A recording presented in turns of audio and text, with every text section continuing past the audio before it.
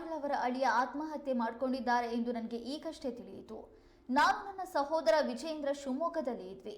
ಈ ಹಿನ್ನೆಲೆಯಲ್ಲಿ ಬಿಸಿ ಪಾಟೀಲರನ್ನ ಕಂಡು ಮಾತಾಡ್ಕೊಂಡು ಬರೋಣ ಅಂತ ಬಂದಿದ್ದೀವಿ ಅಂತ ಸಂಸದ ಬಿವೈ ರಾಘವೇಂದ್ರ ಪ್ರತಿಕ್ರಿಯೆ ನೀಡಿದರು. ವಿಶೇಷವಾಗಿ ಬಿಸಿ ಪಾಟೀಲ್ ಅವರು ಶಿಕಾರಿಪುರದಲ್ಲಿ ನಡೆದ ಚುನಾವಣಾ ಪ್ರಚಾರದಲ್ಲಿ ಪಾಲ್ಗೊಂಡಿದ್ರು. ನಮ್ಮ ಕ್ಷೇತ್ರದಲ್ಲಿ ಬಂದು ಅವರು ಪ್ರಚಾರ ಮಾಡೋದು, ಅವರ ಕ್ಷೇತ್ರಕ್ಕೆ ಹೋಗಿ ನಾವು ಪ್ರಚಾರ ಮಾಡೋದು ಸಾಮಾನ್ಯವಾಗಿದೆ. ಬಿಸಿ ಪಾಟೀಲ್ ಅವರ ಅಳಿಯ ಮನೆ ಮಗನಂತೆ ಇದ್ದ. ಗಂಡು ಮಕ್ಕಳು ಇಲ್ಲದೆ ಇದ್ದಿದ್ರಿಂದ ಪ್ರತಾಪ್ ಅಳಿಯನು ಕೂಡ ಮಗನು ಕೂಡ ಹೌದು ಅಂತ ಹೇಳಲಾಗಿದೆ. 2 ಸ್ಥಾನವನ್ನ ಪ್ರತಾಪ್ ನಿಭಾಯಿಸ್ತಾ ಇದ್ದ. ಆತ ನನಗೂ ಕೂಡ ಪರಿಚಿತ. ಈ ಘಟನೆಯಿಂದ ಒಬ್ಬ ಸ್ನೇಹಿತನನ್ನ ಕಳೆದುಕೊಂಡಂತಾಗಿದೆ ಎಂದು ಪ್ರತಿಕ್ರಿಯೆಯನ್ನ ನೀಡಿದ್ರು. ಮಾಜಿ ಸಚಿವರಾದಂಥ ಬಿಸಿ ಪಾಟೀಲ್ ರವರ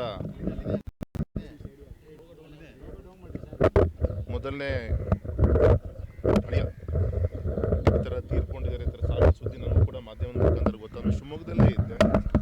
ನಮ್ಮ ಹಿರಿಯ ಸ್ನೇಹಿತರ ಅವರೊಂದು ಕುಟುಂಬದಲ್ಲಿ ಈ ಥರ ನೋವಿದ್ದಾಗ ಏನು ಅಂತೇಳಿ ನೋಡೋಣ ಅಂತ ನಾನು ಮತ್ತು ನನ್ನ ಸಹೋದರ ವಿಜೇಂದ್ರ ಇಬ್ಬರು ಕೂಡ ಇಲ್ಲಿ ಒಟ್ಟಿಗೆ ಬಂದಿದ್ದೀವಿ.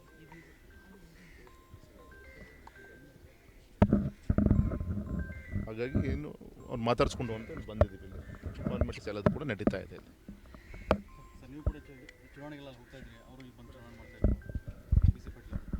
ಒಂದು ವಿಶೇಷವಾಗಿ ಗೌರವಂತ ಬಿಸಿ ಪಾಟೀಲರು ಶಿಕಾರಿಪುರ ಕ್ಷೇತ್ರ, ಅಕ್ಕಪಕ್ಕ ಕ್ಷೇತ್ರ, ನಮ್ಮ ಕ್ಷೇತ್ರಕ್ಕೆ ಅವ್ರು ಬರೋದು, ಅವರ ಒಂದು ವಿಧಾನಸಭಾ ಕ್ಷೇತ್ರದ ಪ್ರಚಾರಕ್ಕೆ ಹೋಗೋಂಥ ವಿಚಾರಗಳು ಇರ್ಬೋದು.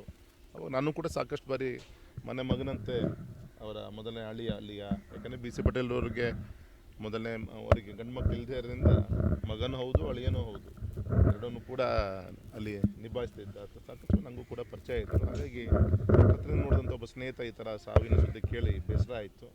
ನೋಡ್ಕೊಂಡು ಹೋಗೋಣ ಇಲ್ಲಿ ಏನು ಅಂಥೇಳಿ ಬಂದಿದ್ದೀನಿ ಅಷ್ಟೇ.